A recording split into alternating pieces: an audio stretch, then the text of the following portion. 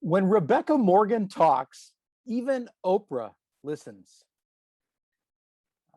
As a best-selling author, Rebecca appeared on the Oprah Show. She's been featured as a management development expert in other international media. She is the founder of Morgan Seminar Group in nearby San Jose.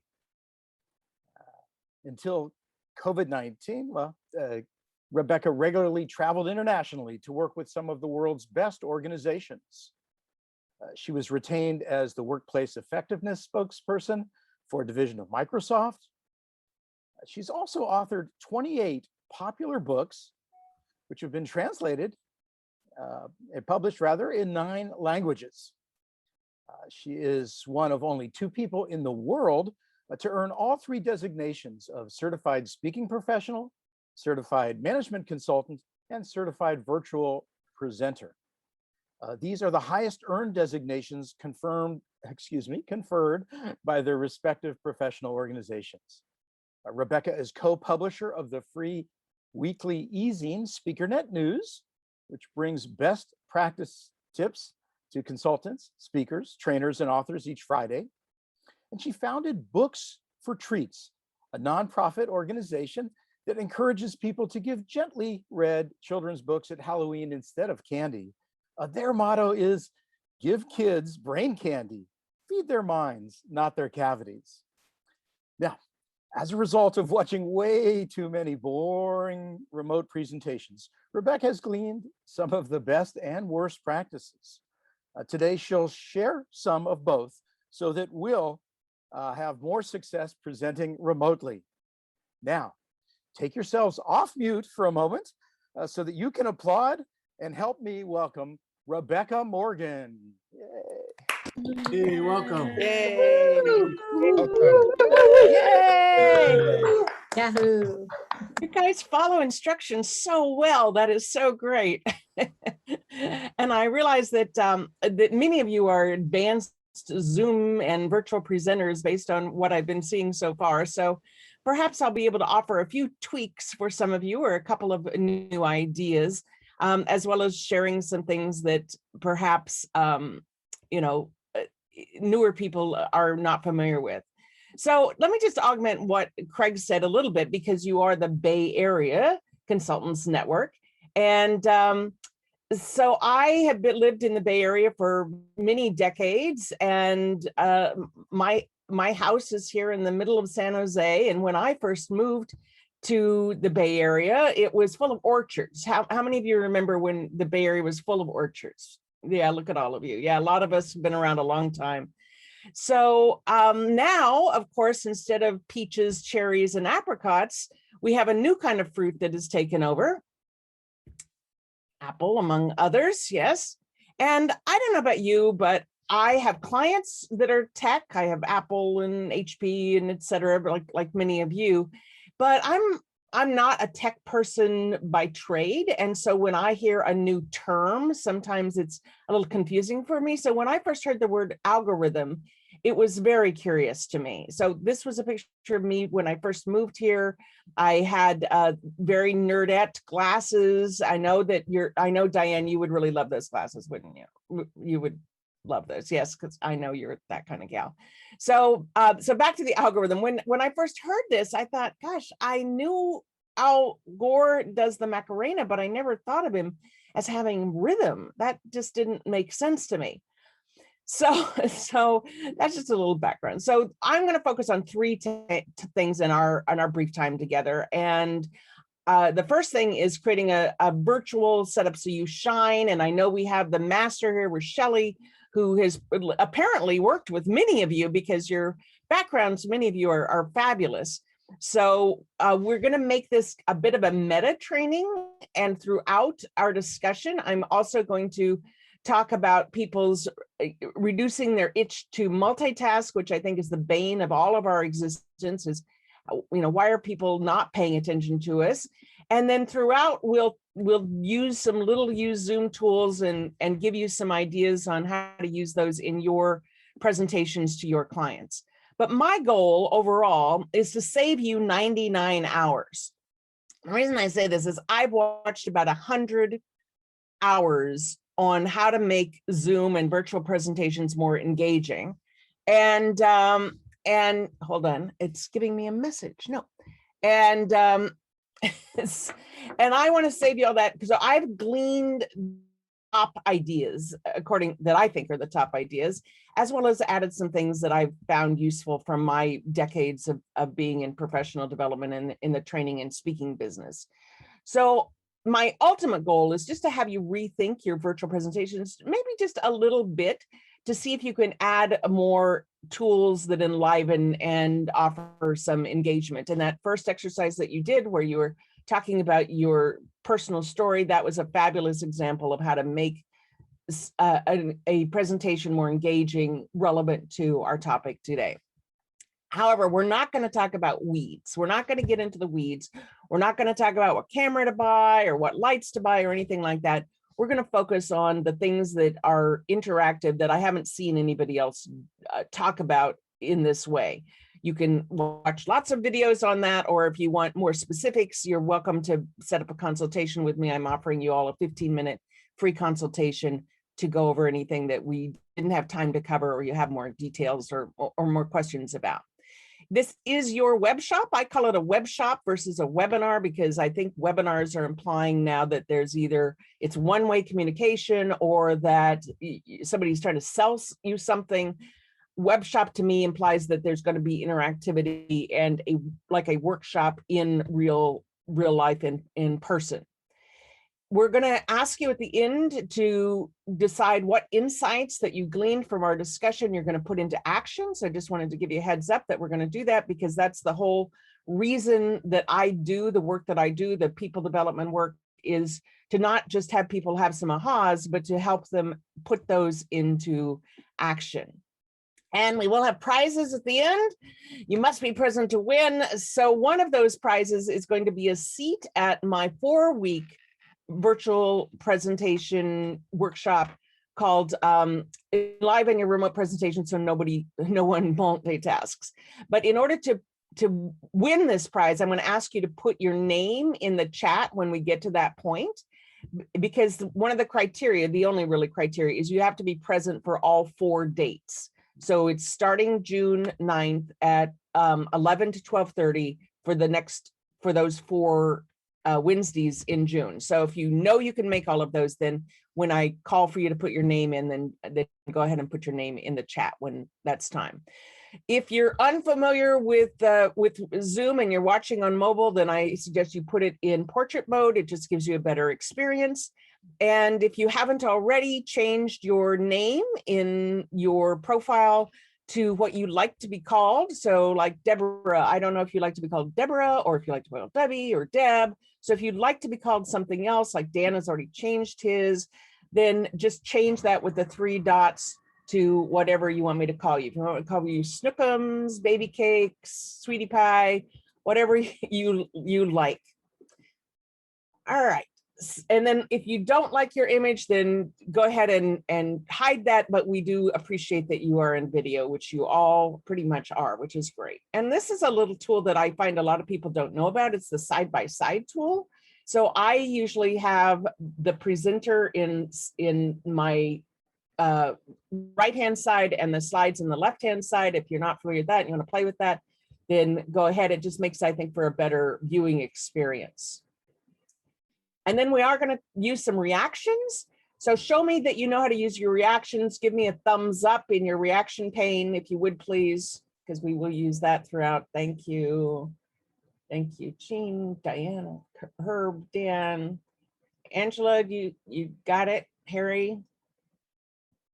Okay, great. Okay, so you can take that down. Actually, it goes away in 5 seconds, but we will come back and use reactions in a minute or two. And we will use these reactions, the check mark and the X, but I wanted to make sure you knew where it was.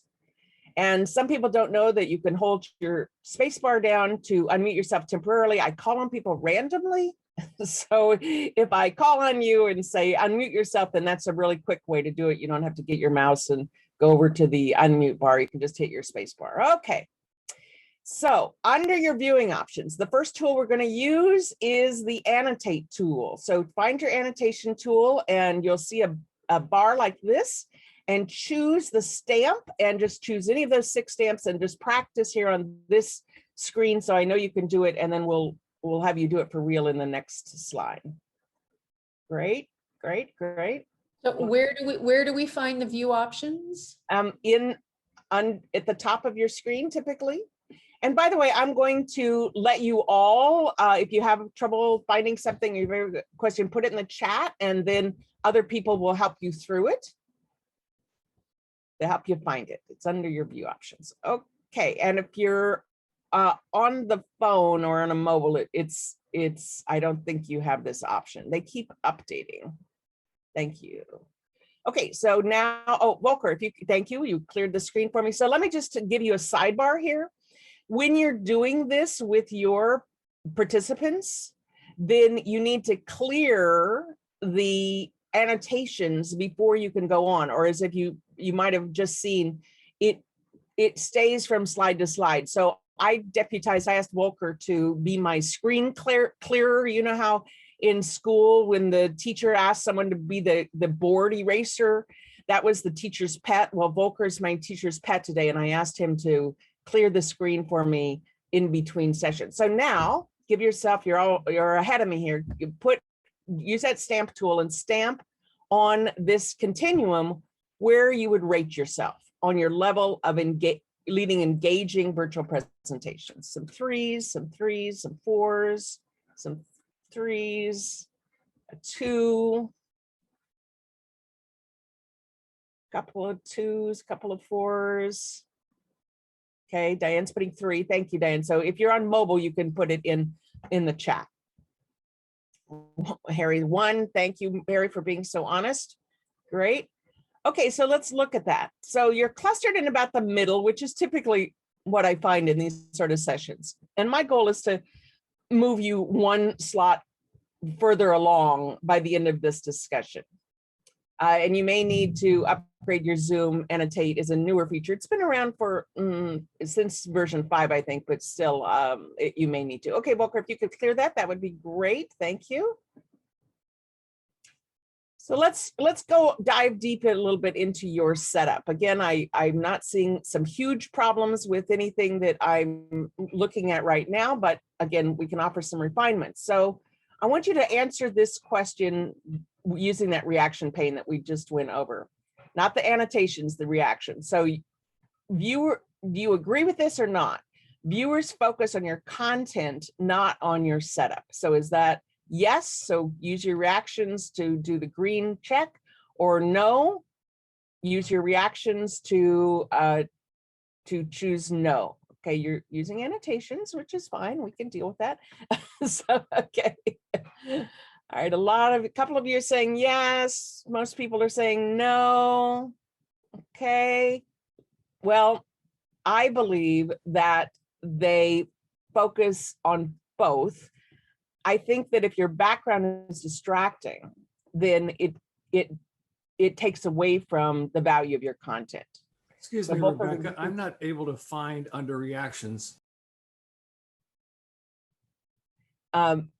A yes or a no. It may also be in your participants pane, depending upon, again, what version of Zoom you're on.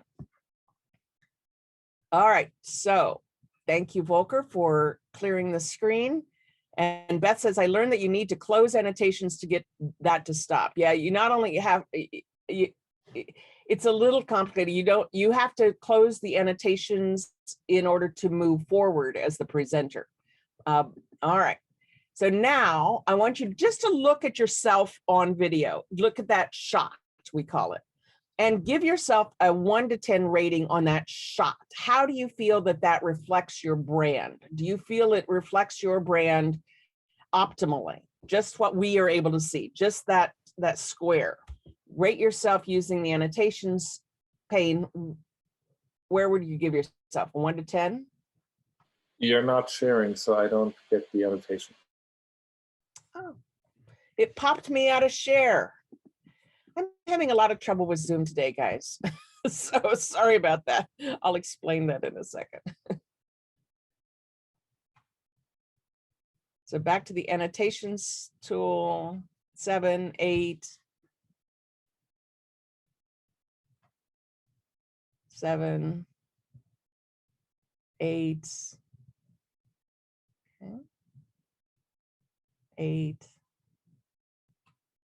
All right, so you guys are giving yourself closer to the 10 area, which based on what I'm seeing, I would agree with that. Okay, Volker, thank you for, how do you stop annotating? I don't see anything that says stop. You can turn it off in the security when you're the host, but generally you don't, and you just ask people not to annotate so you don't have to keep clearing the screen.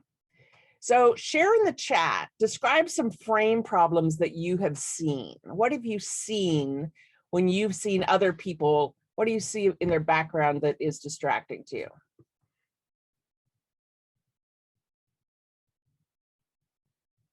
Messy, lighting not good, yes. Background moving, animals, unmade bed. Bad Yeah. green screen, cats and dogs, promo material, a liquor content collection. That's interesting. Snoring Is my dogs, I background- like that one. Messy room, yeah, people moving in the background, snoring dogs. Oh, I would like that actually. Can't hear. Oh yeah, well, yeah, Rebecca's frozen. Super bright colored virtual backgrounds, crying or loud street noises. Yeah, that's enemy. Presenters being knocked off is distracting. Yes, that's true. Construction sounds. My head is cut off. A frozen guest speaker. Yeah, all of these. You know, and what's beautiful is in the midst of all this, the vast majority of people are forgiving. Have you noticed that during our Zoom experience, how much forgiveness there is when crap comes down? And not only are we forgiving, but we're also incredibly patient during somebody's late to a call. There's a major techno blip like this, and we're all patient. You know what? I think we're also resilient because I think is there anybody on this call who's not had something like this happen to them? I had a workshop I was teaching with like 30 people in the room, and Zoom kept dropping me, and I finally chose someone to be my co-host so I could just keep the room open. And Yeah. finally, after about 15 minutes, Zoom quit breaking me. Looks like Rebecca's back. Oh, good. Great. Yay. Well, yes and no. I'm back on my iPad, so I'm on device number 3. So this is unique. I've got a unique situation in that I've never had to go to all 3 devices. And so it's not quite as polished as I'm used to. A new story, Craig says. Yes, indeed. Not the kind of stories I like to have, but it is the story as it is. So I'm glad that we got to at least experience a few of the tools before life closed down. I am going to reboot my computer so that I can try to show you some slides that illustrate some of the points. But we're going to punt a little bit here and see what we can discuss without the slides. You do have a handout which has some places for you to take notes. So let's talk a little bit about multitasking and why people choose to multitask. They tend to multitask because we're not making it engaging enough. So that's why I try to use the different tools. I try to use those yes and no's. I would love to know how I'm sorry, I missed that chat. I'll have to come back to that chat. So they are getting their email, they're doing their text, etc. All of this because we're not making it engaging enough. And this is true whether it's in real life, in person, or on virtual, but it's so much easier on virtual because we can put our camera off, we can get our email, we can be texting with people, and we think nobody will see. Well, it depends on, if you're in gallery mode, then people are seeing that you're not looking. So a couple of things I can tell you without the slides are, one of the things I'm noticing with you guys in your background is that you want to curate it, as I'm sure Shelley talks about, so that it's totally on brand for you. Like, what do you want people to think about you? Whether you're the presenter or you're just a participant, because even as a participant, you are expressing your brand. Now, Shelley, are you spotlighted? Because I'm just seeing you on screen. So I'm wondering. No, I'm Okay. not spotlighted. Interesting, because it. It might be because Shelley was unmuted. Did it just switch to Oh, me? interesting. Yeah, let me go back on mute. So the other thing I'm noticing is your eye level, and the optimal is that your camera is at your eye level. So what I suggest doing is just take a ruler or a yardstick, whatever, and measure from your tabletop to your eye level, and then set up your computer or your webcam so that it is at that same height. So I'm seeing a lot of you are looking down slightly versus looking directly at the camera when you're talking. Now, when you're a participant, it's less important, but as the presenter, you want to have it at eye height. So what I have done in the past is I've even gotten a box to raise it to the right level, or one of those wire shelves that you can get from the Dollar Street for $1. So just something to raise it to that eye level so that you are not looking down. If we can see your ceiling, you're probably looking down at the camera. So raise your whole camera setup up so that you're looking straight out. Not that you can eliminate seeing ceiling behind you, but it is you'll get rid of a lot of it. And if you have a really deep room, you're not going to be able to get rid of that. But just something. And then also see how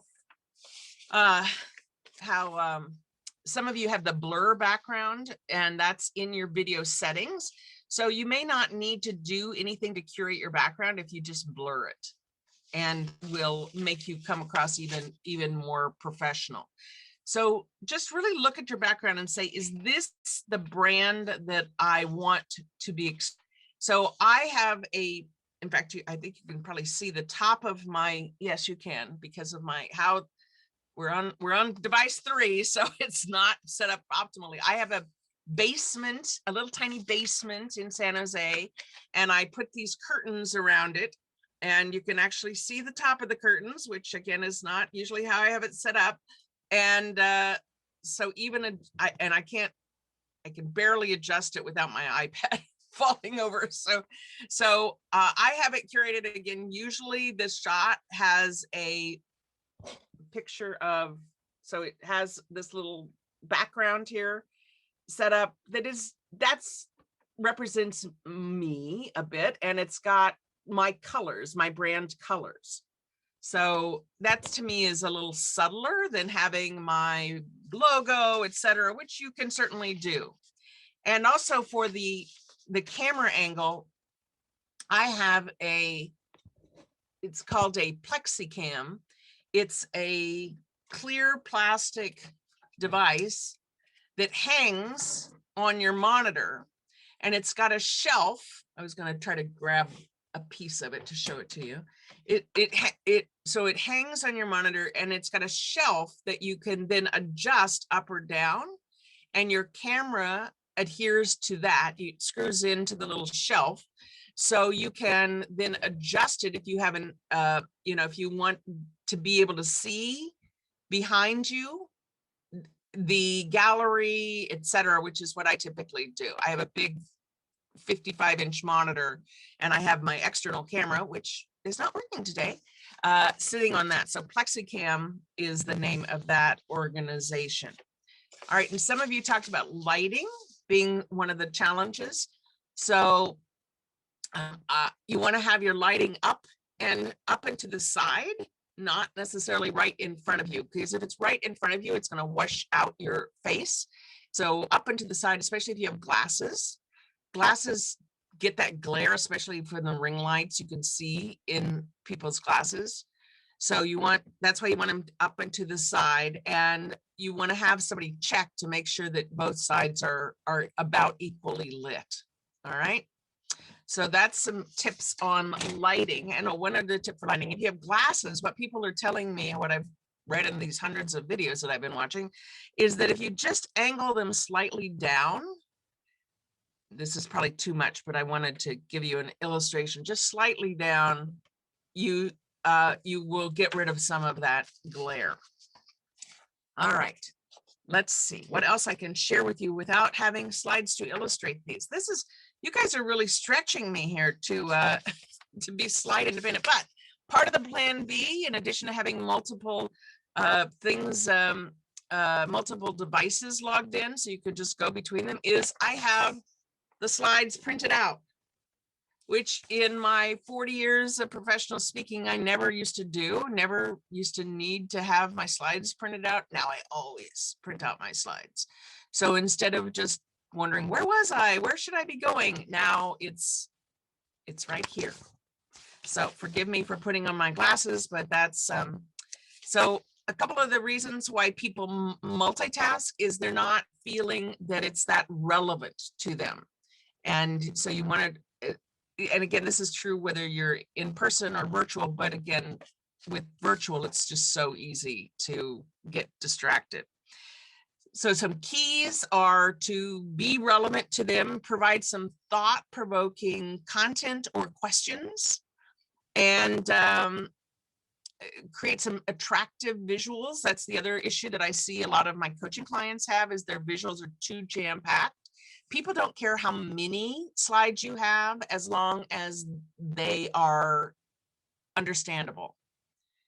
So you may want to break out. In the old days, we said no more than 6 words per slide, 6 lines per slide. That was the old rule of thumb. And now I have people break out even 1 concept per slide, 1 bullet point per slide, and just have multiple slides so that people can understand it and see it. And by the way, the vast majority of people, more and more people now are watching these webinars, webcasts on mobile. You want to design your slides for the worst possible viewing experience, which would be your phone.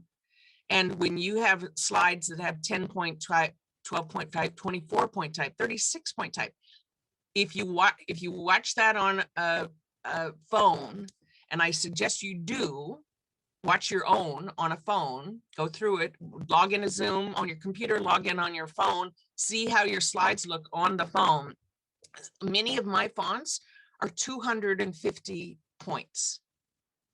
So 150 is the smallest I go is about 80. And of course, the font appearance will be different depending upon the actual font style. So the font I use, I only go to 80 is the lowest. It will vary depending on which font you choose. And I know Jim Prost is our expert here on designing slides, so I wanted to make sure that we got that in. So there's just so much to juggle in these virtual presentations, as you've seen. How do I log in while I'm also trying to be cogent? It's really frustrating. So the plan Bs are to have at least 1 extra device, not dialed in on Wi-Fi, and just be ready to pop and go to the next thing. So I'm going to pause for about 30 seconds and see what good ideas you have. Please write it in the chat. What ideas do you have for your plan Bs? What has worked for you on plan B? Okay, anybody have any ideas besides having a co-host? So the one that Rebecca's got is multiple devices. That's interesting. Someone earlier shared that they're sharing their slides with someone else. So in case my computer goes down and there's something about difficulties with sharing, someone else could be in the slide mode. Yeah, somebody else has a copy of your slide deck. Right. I like this one that Judy just put in, to have a real whiteboard just in case. So you could actually just whip it out and draw on it in the camera. Something I didn't put in the chat that it has worked. I co-present with my partner on the East Coast. And so we've been using Canva to collaborate with our slides. So Mhm. she can run the slides or I can run the slides just in case one of us bonks or the computer bonks, and it's happened. In fact, I forgot we had switched to time and Mhm. she could run the whole presentation until I got there. So I was so grateful we had done that. Mhm. Oh, Beth, give the slide links to everyone, and Yael comes in with, yeah, the facilitator standby. Be prepared to go without slides. Okay. So you guys actually gave me some new ideas on how to do my plan B next time. Now I think we're up to about plan H or K, you know, at this point. So so I think you're all learning from my my mess up here. So this is a guy who unfortunately I don't know his name, but I believe he's like a zoologist or someone who does nature talks. He was on one of the major networks. So get that annotation tool back out that we just actually, let me go. I'll give you the description of that annotation tool. But this time on the annotation tool, I want you to choose the draw tool and choose either the circle or the square for the draw tool, and draw the thing on this slide that you think is the most distracting.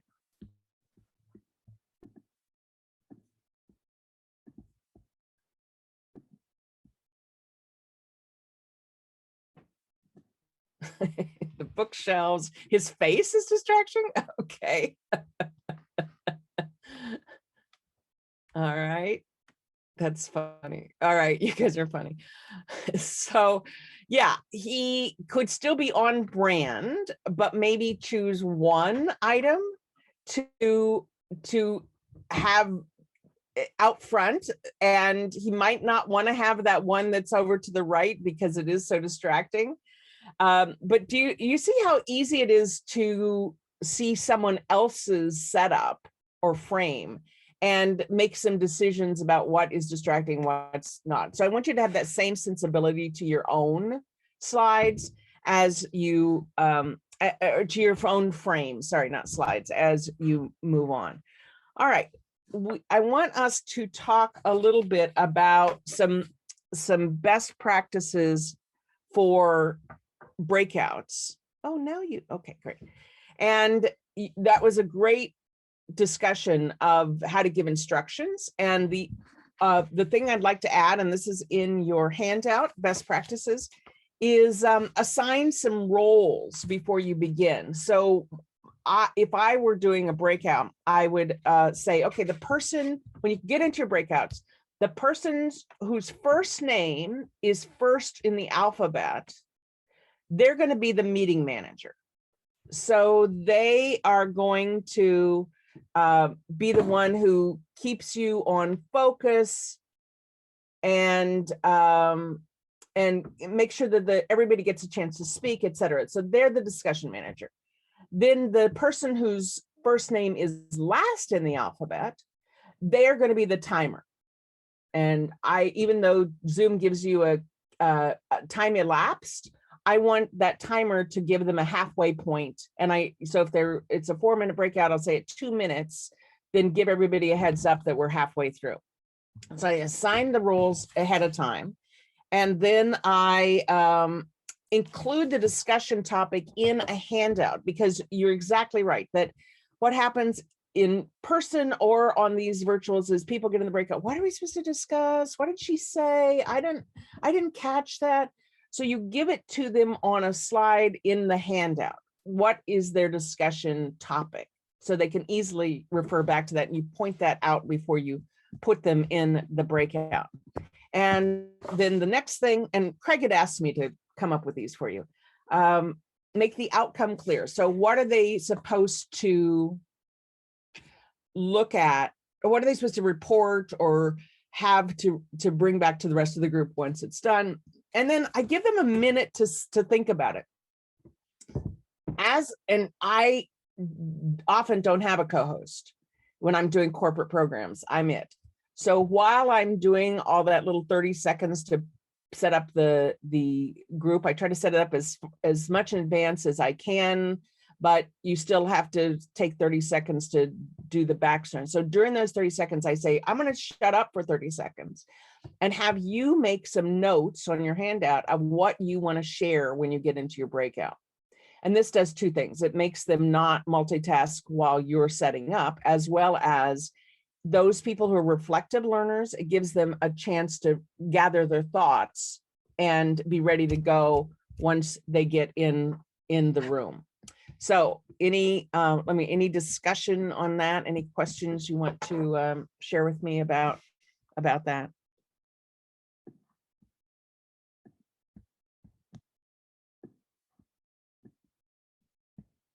Okay, nobody's writing anything, so I will keep going. All right. I think we're almost to the point where yes, we are. Okay. So I would like to share with you a tool that some of you may be familiar with and some of you may not, and it's called a Jamboard. So raise your hand if you know about Jamboard. Anybody know about Jamboard? No, okay. So Jamboard, I'll give you a demo of it, but and then when we do it real life, I'll give you the actual link to join me. But let me give you the demo, and then I'll give you some of the tips on how to make it work for you. So this is a great tool for if you are brainstorming, or I'll tell you some other uses that I've had for it. Okay, so Jamboard is a tool that allows you to create these Post-its. So over here is a Post-it, and you pick a color, and then you write whatever it is that your message is. So what I'm going to ask you guys to do is to, when I give you the link, is to write one thing that you got from our discussion today. And then the Post-it goes on the Jamboard. Hold on. And then you can move them around like you can in a real life session where you can cluster pieces, and you can change the font and all that if you want. But I just want you to get used to this. And just a second, but before I give you the link, I want to just point out that you share it by hitting the share button, and it defaults to editor. Excuse me, it defaults to just viewing, and you want it to be editor so people can add to it. So make sure it's set there, and then copy the link and done before you share it with your group. So Volker, would you share in the chat the link to join me on this, and you'll open it in your browser. I would love to, and I missed where I find the link. Okay, let me do it for you then. Okay, Sorry so that's okay. There's the link. Oh, that one. That one. Click on that link and join the Jamboard and write your thoughts on, is there something you want to walk away with, like have a plan Z, because Rebecca had to go through a plan D, E, F. For those of you who can't seem to click on the link, oh, there's the link. All right, thank you.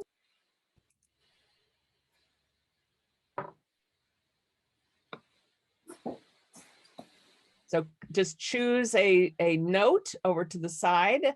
There we go. Now we're cooking with gas.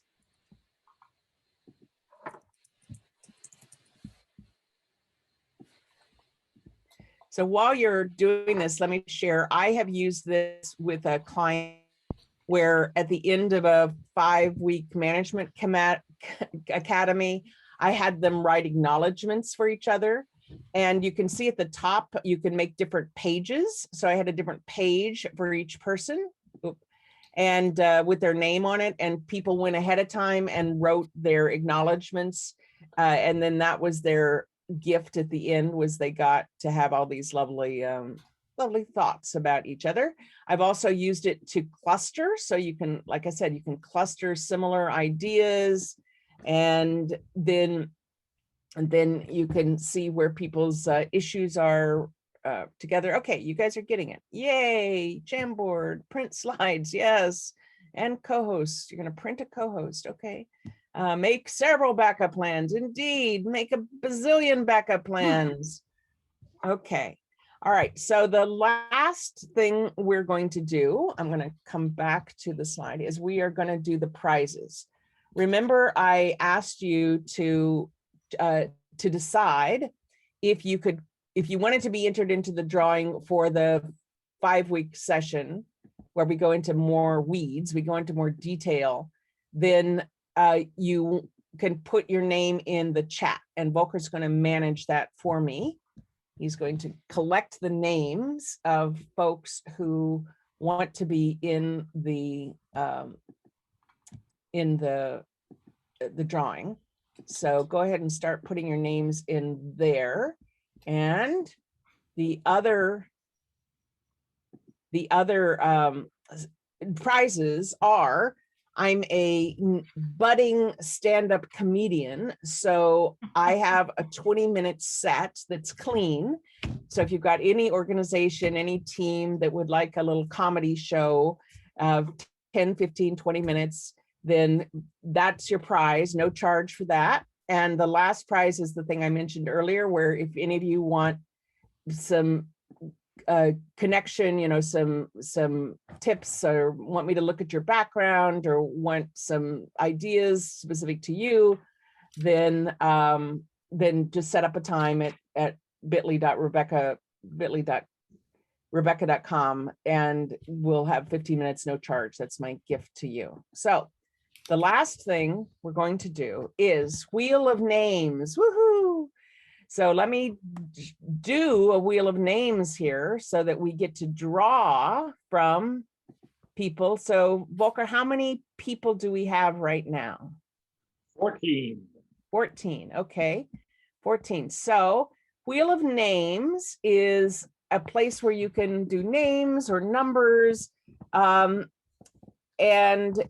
it just randomly chooses a number or a name. So sometimes I use this for after somebody comes, after breakout sessions where people can, I just choose who's going to report this way. So if you've got a big group and you can't just have everybody report out, this is the way to do it. Okay, we still at 14, Volker? 15. 15, okay. All right, 15.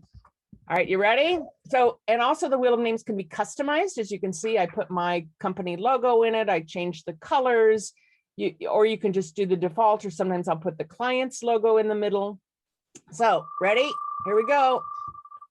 Who will it be? Who is number 15? The last person to put their name in. Who is that person? Shelley Golden. I'm sorry, who? Shelley Golden. Sally. Okay, Sally, would you, Volker, would you? Shelley. Shelley. Oh, the Shelley, the master Shelley. already? Shelley, you don't need this. Yeah. Are you sure? No, I'll pass it on to It was somebody else. Millie. There was Millie, who snuck in as number 16 under the wire, who's now 15. Millie is unlucky. Okay. I right. am here. Okay, great. So would you capture that email for me, Volker, so that I can follow up with that person? So notice on the Wheel of Names, you can either remove. Email into the chat, so we. Yes, please. So we're sure you have it. Great. You can either remove the name or not. It's up to you. So that's the last tool that I wanted to make sure that I shared with you before we ended for our day. Boy, you guys got a very different presentation than I usually do. And now my iPad went out. Oh boy. Okay, so I'm a great example of what can go wrong, does go wrong. And luckily it was not you. you who had to go to 3 devices and reboot 5 times. So we'll cover all these little intricacies in the 4-week session. So so thank you for your patience, and I appreciate that you all were stuck with me even in all the chaos. And as was said earlier, people tend to be very forgiving, and I appreciate that about you all. So with that, I'm going to send it back to our host for today. Thank you. Awesome, Rebecca. Thank you so much. Everybody unmute and do a little clap so that Rebecca can hear us. Yay! Rebecca, you might not have seen the Witches. chat, but we do appreciate that you hung with it. You smiled. So take a deep breath, because we've all been there. And you're absolutely right. We're glad that that it was you and not us. And I like Herb's comment. How did you arrange all those glitches to teach us? Perfect. All right, so you're not completely off the hook yet, Rebecca. We are going to open the floor to questions. So does anybody have any questions for her? If you would just kind of flag me down, I'll be looking at the 2 pages. Yael, go ahead. Hi, Rebecca. Are you breathing again? Barely. I have 2 questions. I've been teaching on Zoom for about a year now, and I'm still learning new things. So 2 things. One, the view options at the top of the screen, that's new for me, and then it disappeared. Is that only when you share it with the group? The annotations is only when it's on shared screen. Yeah, the I view don't- options, that get to the annotations. Yeah, require view screen options sharing. should be there all the time. It's just the annotations is only when there's a I don't see view options at the top of my screen now. I only see the view thing in the upper right for speaker gallery or full screen. So that was confusing to me. The other question was, how do you use Jamboard and Wheel of Names within Zoom without getting out of Zoom to another browser tab? You just stop sharing screen and you just choose a new share to the browser instead of to your slides. Ah, okay. I'm still not seeing the view options, but I'll look it up. Unfortunately, Only I when there's don't. screen share, Yael. What you're looking for is only visible when the screen is shared. Oh. So as a participant, I need to go to screen share? No, No. it's only when the presenter puts themselves on screen share. That's what I was asking. Okay, got it. Thank you. Great. Questions, and please use the raise hand feature on the reactions button, because I can only see 1 page of people at a time. Great. Judy, go ahead. I looked up the information to try to attach more than 1 device, and I got completely bollocksed when I looked at the information on Zoom. So I have an iPad that I want to use, and all I could find was the sidecar option. So where do I find that information? I just log in. There's no other information. I just log in from my Multiple device. devices. Yeah. Okay, I was trying to do it a different way because you used to be able to do it, but you can't. So you just have to log in multiple instances. Right. I will tell you. So now I actually have different accounts, but I used to just do it all from the same Oh. accounts. So now I have one with my Gmail, I have different accounts. Yeah. And then that also allows you to put a different picture up. And so it's clear that, there's different devices to whomever else is on the call. Mhm. Yeah. And it allows you to permanently keep your name changed versus having to change it each time you log in. That's a really good idea. I think I'm going to try that instead of how I was trying to do it, because I agree, because it can get confusing otherwise. Yes. Yeah, Perfect. Thank you. sure. Beth, why don't you go ahead? Thanks, Rebecca, for sharing with us all this tech tools. I was wondering if you had some feedback around or insight around what interval when you're presenting do you do between lecturing and then like asking for a response, asking for, you know, a reaction or annotation? Do you have some kind of pattern that you like to use? Well, in the in-person realm, we used to be taught every 7 minutes. Don't go more than 7 minutes without having some sort of interaction. And I think on virtual, I think we need to cut that in half. So Wow. I look at my slide deck and kind of figure out where I would be about that time, and then either ask a thought-provoking question, ask them to use an annotation, ask them to use those gestures that we talked about, ask them to raise them hand, you know. And in fact, let me do one quick little thing that I think you can all do. So if you put us all in gallery, and then put your hands up so we can see them. And both hands, Stephen, both hands. Okay, great. Now turn your hands out so the palms are facing out, and then pat the side of your square. Pat the side of your square. Stephen, turn your out so your palms are out. So you're giving each other a high five, right? So Stephen, turn your hands out, your palms out. Okay, Diane, you too. Yael, you as well. Yeah, turn your palm, and then if you want to do up and down, you can do that too.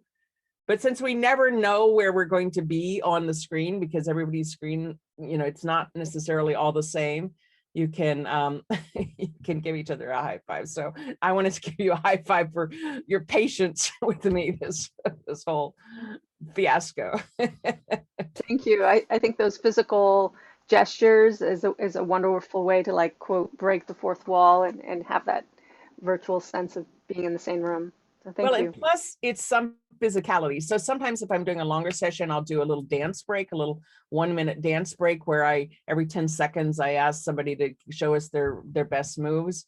But you know, you've got to try to get, that's why I will have people raise their physical hand versus their gestures hand, just because it's, you know, it's physical, just getting their blood moving a little bit. It's not big, but every little bit helps. That's really helpful. I like that one.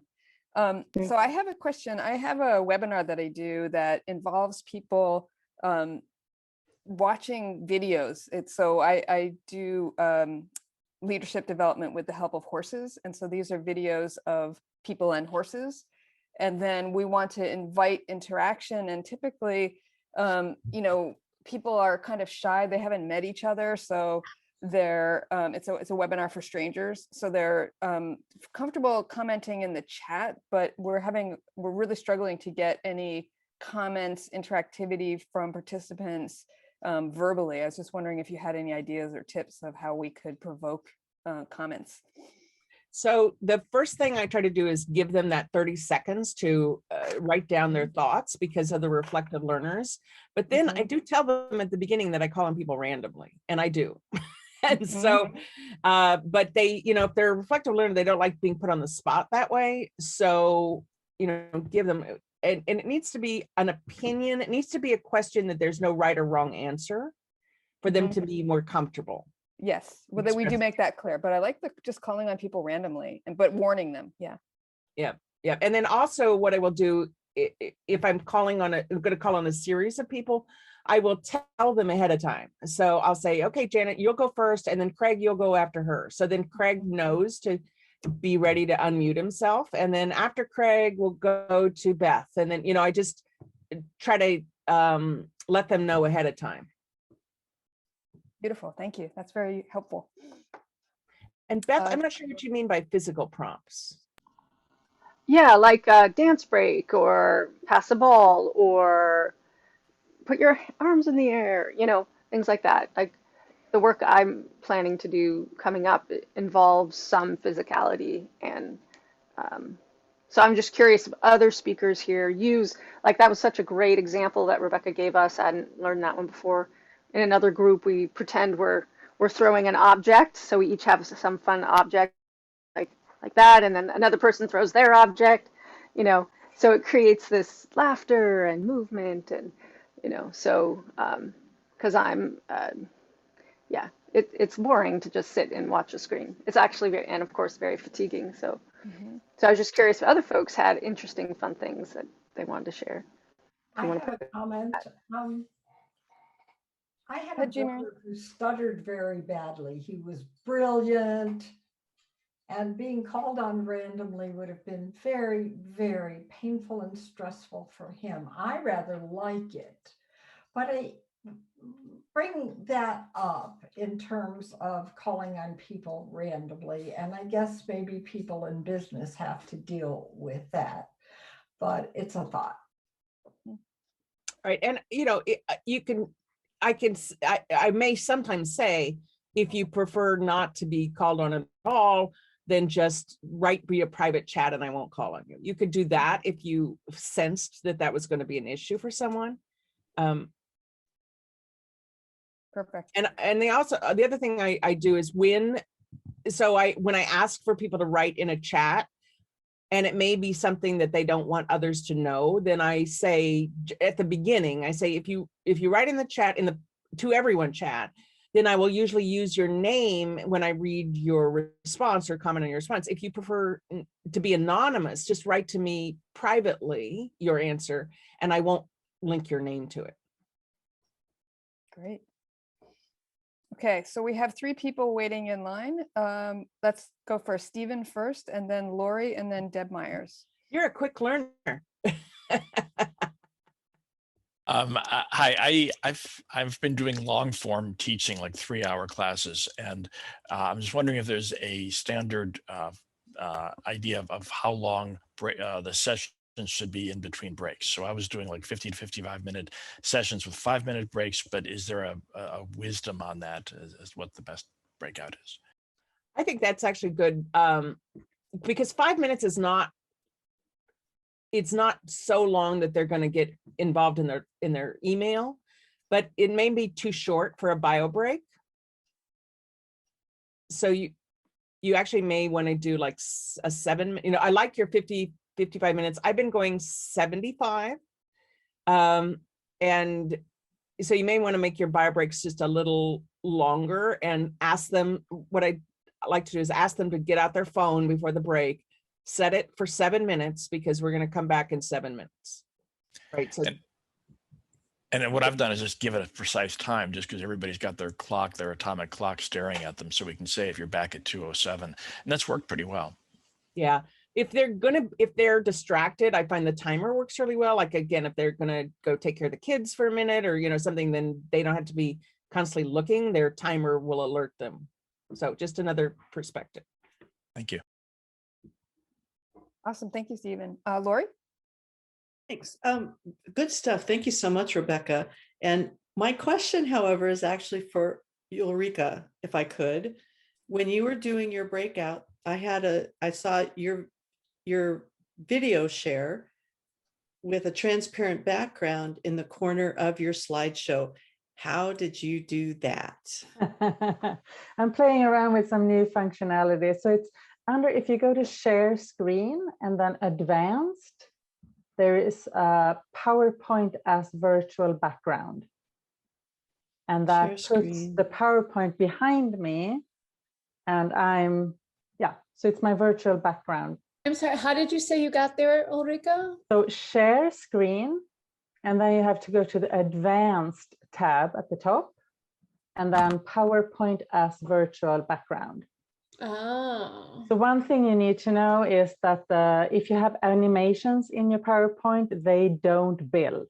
So you actually have to have a separate slide for each build if you have that kind of build thing going on. And also you have to be conscious of where your content is on that slide, so you're not sitting in front of it. Yeah, exactly. I created a little empty space down in the corner because that's where I plan to sit. Yeah. Right. Well, my PowerPoint as virtual background is grayed out. So it's, for some reason, it's not an option. Yeah, maybe your version of Zoom, or maybe your computer capacity. Or yeah, okay. Like that. Yeah. That was just really awesome. Thank you. Yeah, I did want to add on to Shelley's comment about Zoom fatigue. So I was so distracted, sorry, getting all my devices, that I forgot to mention one of the reasons I think people get Zoom fatigued is because we miss the micro expressions that we see in person. So even though you're full screen, we just miss those little nuances, those fleeting emotions that pass each other's face, that then we go, they're confused, or there's some issue here. And we're straining to see those. So that's another element, I think, that I haven't heard anybody talk about. Great. So Deb has the last question, and then we're going to move to the after party where we'll be put into small networking groups, or we get a chance to go. Deborah? Thank you. So I put in chat that one of the options I utilize in my presentations, of course, since I teach self-help acupressure, is I blend that in no matter what I'm presenting, that I'll create breaks of, searching for neck extensions so we can bring our chins down and relieve the tension in the jaw.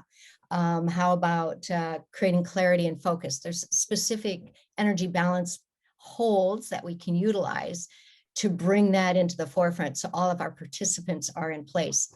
Also, by the way, I've come across a new product for me. It was gifted to me as a physical deck, and it's also available as a virtual experience. And they're called Climber cards. If you can see that, CLIMER. It's developed by a woman by the name of Amy Climber. And these are beautiful team building and creativity tools. And it's just a whole bunch of cards that you utilize. Let me see if I can just bring, so these come up on the virtual screen as well as the physical, for instance. So you get to select different cards from the screen when you ask your participants to be involved in the discussion or come up with their responses.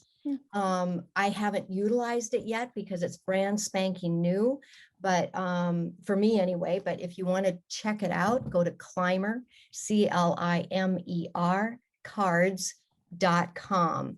And she also offers ongoing virtual classes to introduce you to how to make use of them.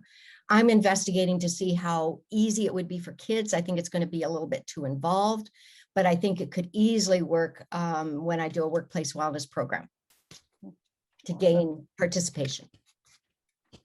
And Judy Baker has already put the link in the chat. Go, Judy. All right, so with that, we're going to conclude our meeting. That's it for today. Thank you all so much for coming. We had a great time, I hope.